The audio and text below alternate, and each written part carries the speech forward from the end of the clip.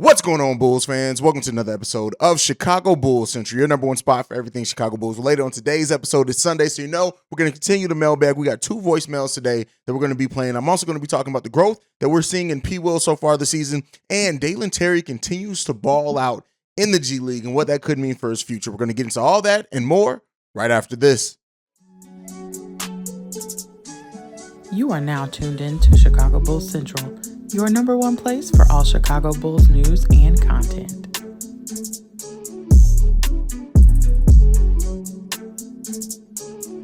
All right, Bulls fans. So, as we've all kind of seen, Patrick Williams is putting together one of the best months of his NBA career this season, and it's been great to see the growth that he's had, averaging some of the best points he's had, the highest number of points per game in a month that Patrick Williams has ever had. Looking at Patrick Williams so far in the month of November, Patrick Williams is averaging 11.3 points per game, only one turnover per game, two personal fouls per game, which is lower for him. And then he's also chipping in 5 rebounds, 1.1 assists, 1.4 blocks, shooting the ball overall 51% from the field and 50% from three-point range. And while that's key is that he's taken in this month so far 3 3-pointers per game, which is the highest number of his career, and also averaging 8.3 shots per game, which is also highest in his career. He's always hovered right around 6.5 to 7 shots per game for his career. We're seeing Patrick Williams completely ball out and finally round out into that player that we want. But some of the things that I do want to talk about is the things that don't show up on the stat sheet,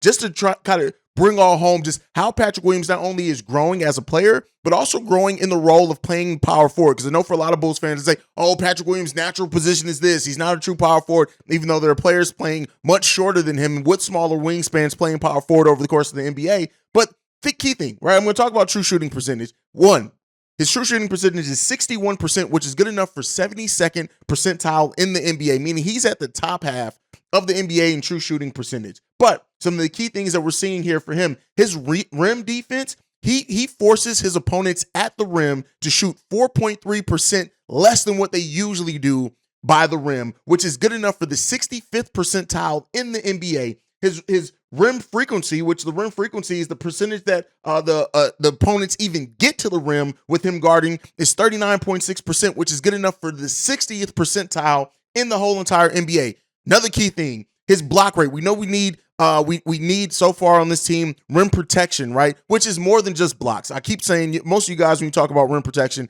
just go to blocks. There's more things to rim protection than blocks. But with that being said, his block percentage, he actually blocks 3.7% of all shots that available when he's in the game. That's good enough for the 86th percentile in the NBA. That is almost elite status when it comes to block percentage.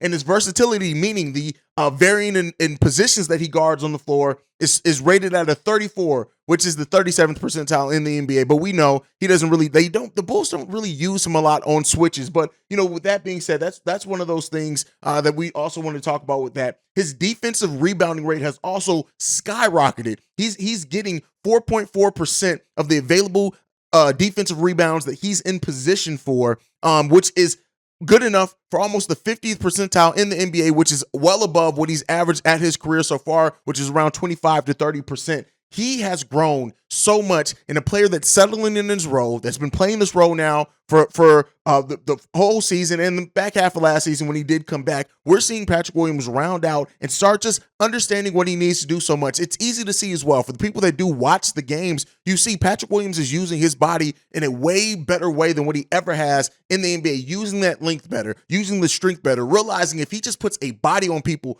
bumps people from time to time, it completely changes the play defensively, even if it's not his man he's guarding. We're seeing Patrick Williams really grow a lot, and I did want to just talk about that because it's huge to see. Also, his three-point attempt rate, 40% of three-point attempts that he's taken, which is good enough, again, 50th percentile in the NBA. His offensive rebounding rate, good enough for the 61st percentile in the NBA. Patrick Williams is growing hugely. And with that being said, his production load usage rate has actually dropped some, which is wild because he's taking more shots. we're seeing Patrick Williams develop and turn into the player and start scratching that surface of the potential that we all saw, that AK and Eversley saw in Patrick Williams, and it's been great to see. Now I know a lot of these numbers, these are advanced analytics numbers. These aren't raw stats, so it may be kind of over some people's head, but to basically what this means, to just bring it all into something more tangible, Patrick Williams is balling. Patrick Williams is playing the best basketball offensively and defensively that we've ever seen from him, and being consistent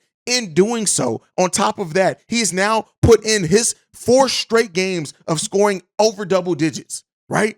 That's what we need from Patrick Williams. We know he's not going to get a lot of shots by the nature of this team. He just isn't.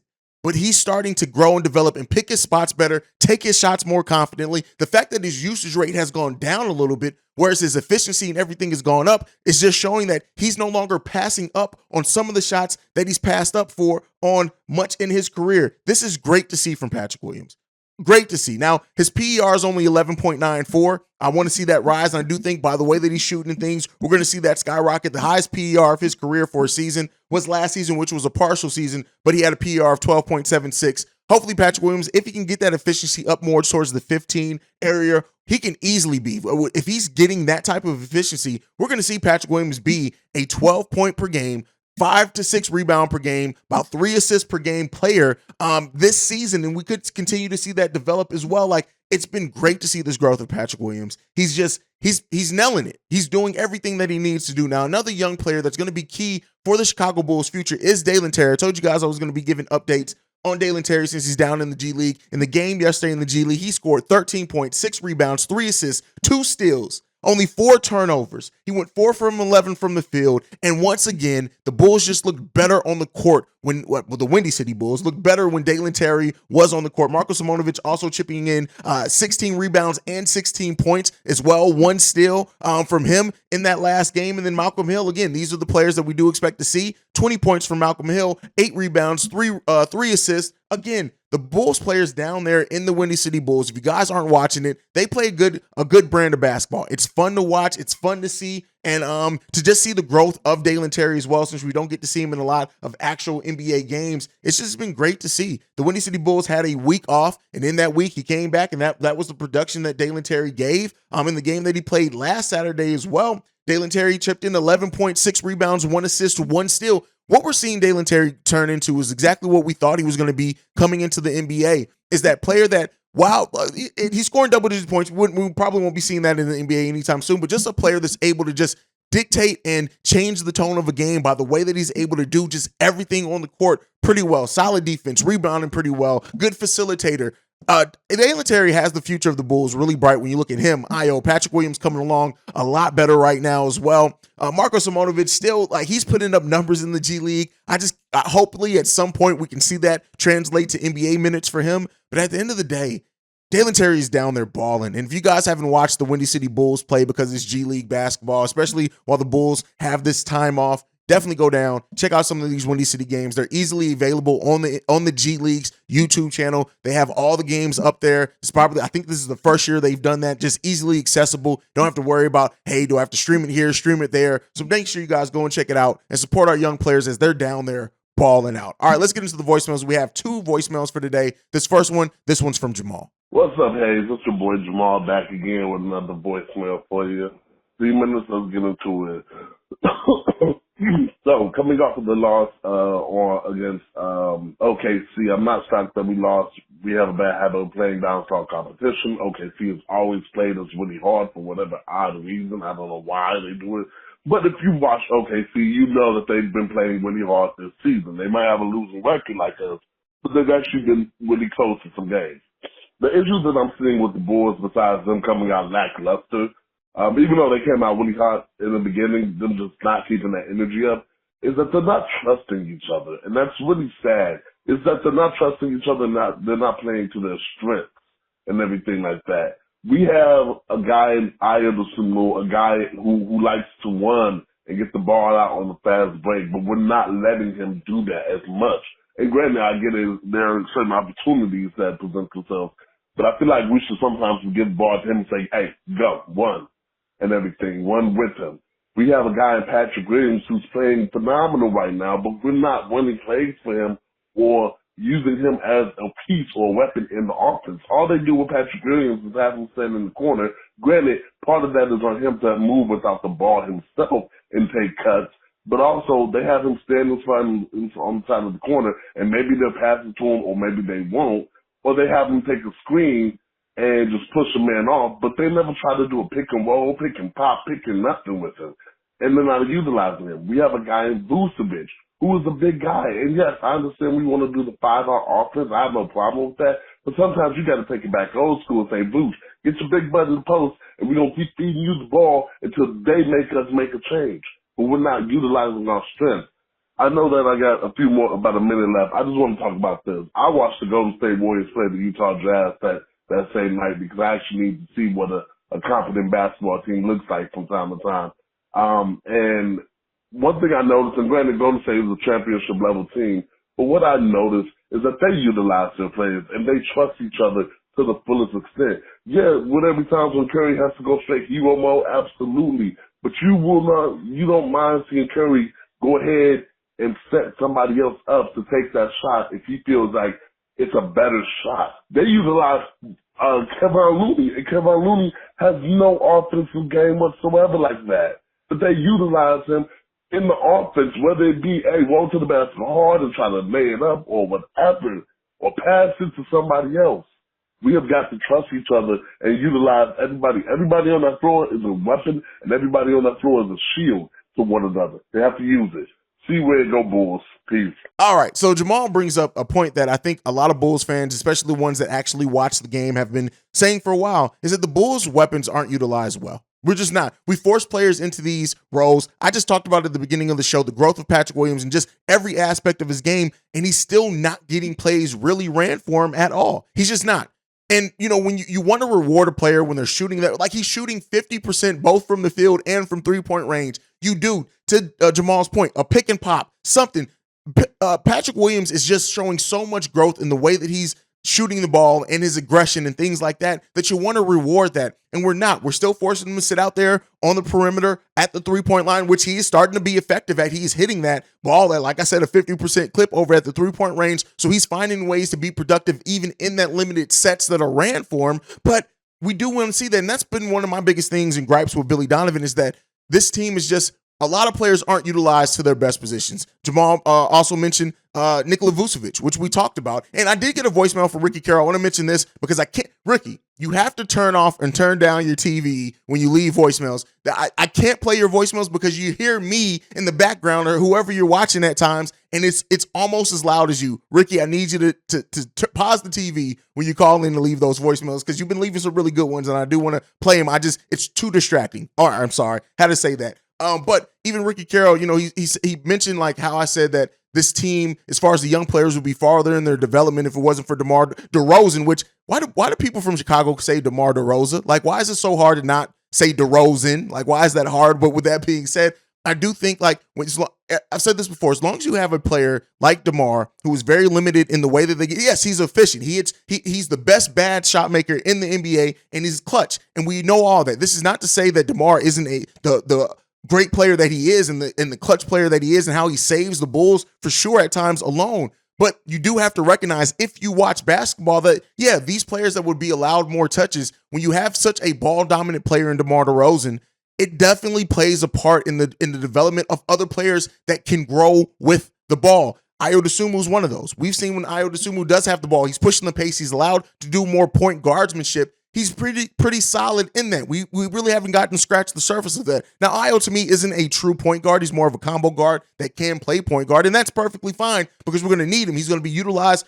big part of this team for the rest of his career. But we just are seeing players not get certain amount of touches in places that would definitely help them. For example, Vooch is forced out on the perimeter because DeMar DeRozan is basically a post player. So yeah, and that's not to say that all this can't work. It's not to say for me to say, oh, DeMar needs to leave. That's not it at all. But we do need a coaching staff that is going to find a way to best utilize. And even if it is the next 4 sets are going to go to P. Will. We're going to run through P. Will. Maybe not it's designed for him to shoot, but we're going to run some things for him because when we've seen Patrick Williams play that point forward position, he's done extremely well in that every single time he's been allowed to ball handle and have some things ran through him. Ayo's the same. Vooch, we need to operate from the inside out. All these type of things are true, right? So we do need that growth, and we need to be able to see that. It's hard to really evaluate players. It's hard to really develop players if they just don't have the ball, right? Players can develop defensively, yeah, because you always have to play defense. Players can develop catch and shoot skills, exactly. But like for players to really grow and develop, in my opinion, what we've seen in the NBA, they need the opportunities with the ball in their hand. And we don't really see that for a lot of these younger players who may need that. It's part of the reason Dalen Terry would grow greatly being able to have some things ran through him. He's going to be down in the G League because he's just is not going to have that opportunity here on this Bulls team with how they run that offense. So we do need to see some growth and development in that way, especially while the Bulls aren't having this great overall success, right? We hope that they're going to continue to improve and play well over this road stretch, 2-1 in their last 3, which is good. But as the team seems to struggle at certain times, it seems like they go back to the ISO heavy, ball dominant heavy play, and they don't play as a team. To Jamal's point, that we see some of the better teams in the NBA play, even players that have teams that have players with huge high usage rates, like Memphis Grizzlies with Ja Morant. You still have opportunity, like you still see those players so much get more opportunities than what we see here on this Bulls team. And that's a team that's having success with a high usage rate player. So that's some of the things and ways that we need to see this team improve. But to Jamal's other point as well, the players moving without the ball, the players have to get to that. If Billy Donovan has to preach that in practice. If you see a player standing around, and you can't pull it because it's almost everybody. If it was just one player, I'd say pull that player immediately. At the next time, I'll say you got to sit down because you were standing in the corner not doing anything. But it happens to so many players on this team. We'd be starting Kostas Antetokounmpo. So I pull that back to coaching, right? Yes, the players have a level of ambiguity when they're out there on the court. Things break down. Plays don't always go exactly the way. You kind of got to ad hoc it at that point. But what we're seeing with the Chicago Bulls team, with how often, how frequent it is, it's a scheme thing. And we need to improve that scheme if we want to utilize our weapons better. And with that being said, players have to move without the ball. They have to move with the ball. They have to do all these type of things. Movement, I've talked about this. I feel like I've been preaching this since last offseason. When you move without the ball, it forces the defense to move, which then you can find mismatches. You can find wrinkles. You can find lanes to the basket. You can do all these things. With the way that the Bulls stand around and don't move without the ball sometimes, it allows the defense to just set. That's why we see the Bulls have the high number of turnovers that we do. So hopefully those things improve for the Chicago Bulls as the season continues and they find more success. Let me know what you guys think on that one down below. All right, let's get into this next voicemail. This one's from Shay. What's up, Paige? This is Shay. I've been hearing Bulls fans asking for guys like Jordan Clarkson, Sadiq Bey, and all of these other wing players that everybody's talking about. Look, I know the game is going to a small ball era, but we do not need any more wings or any more scoring guards or any more of this, that. Think about it. We need a little bit of size at the backup power forward spot. Now, maybe a guy like Markieff Morris would help out since he's not being used on the Brooklyn Nets, who could shoot. But as for all these other wing and guard players, we don't necessarily need. And to be honest, we don't even need no scoring. We just need some outside shooting because we already got a lot of scoring. We average like 100 points per game, so the scoring is not a problem. We just need somebody who can help us rebound when it comes down to the late game situations, you know what I'm saying? Or at least like a backup power forward to give Patrick Williams some help when he comes out of the game and stop putting Javonte Green and Derrick Jones Jr. in these bad situations. That's what we really need. We don't necessarily need no more guard play because we got a lot of guards and we got a whole bunch of scorers. Maybe we need some perimeter defense along with catch and shooting. But we need it at the backup power forward spot, like a 3-and-D player, like a Daniel House. Again, Markieff Morris, you should look at names like that.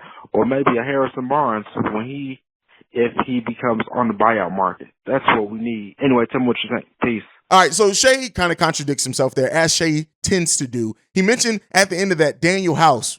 But Daniel House is 6'6". He's shorter and has a smaller wingspan than Sadiq Bey, which Sadiq Bey can play small forward and power forward. So yes, Sadiq Bey would be a good acquisition for this team. Now, to the point of Jordan Clarkson, I think when people mention Jordan Clarkson, it's because fans realize like what having a dynamic scorer off the bench does. And Shay mentioned how the Bulls are averaging over 100 points per game. Yeah, they average 111.9 points per game, but guess what? That's 16th, in the NBA. So in the bottom half of the NBA. So while we do have scoring, and I do still think the Bulls team can score with anybody, especially if they start playing more efficient and using their players better, having a dynamic scoring punch that's consistent off the bench would do wonders for this team. And I think that's why you see players, or fans, I should say, mention the players that they do. And some of these players are available and that they expect to be available as well. So that's what I look at when I think about those type of things.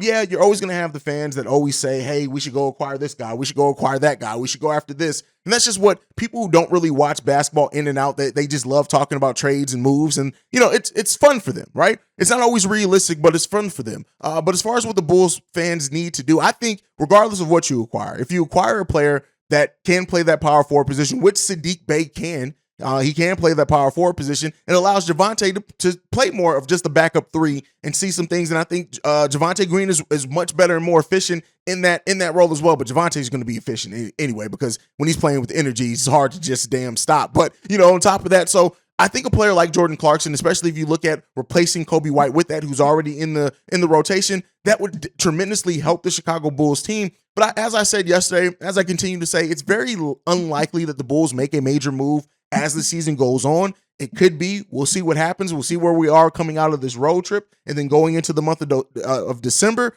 But, the Bulls have a lot of things to improve right now. We're still under 500.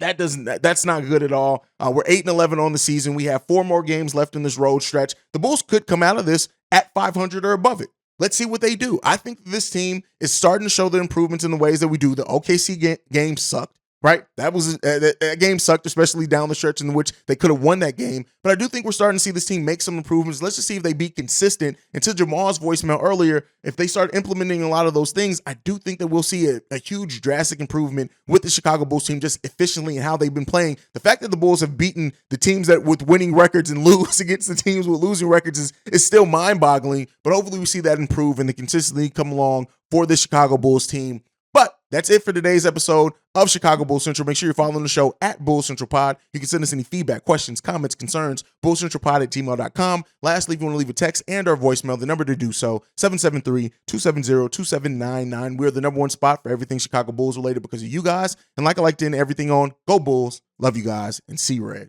Peace, y'all. This has been a presentation of the Break Media.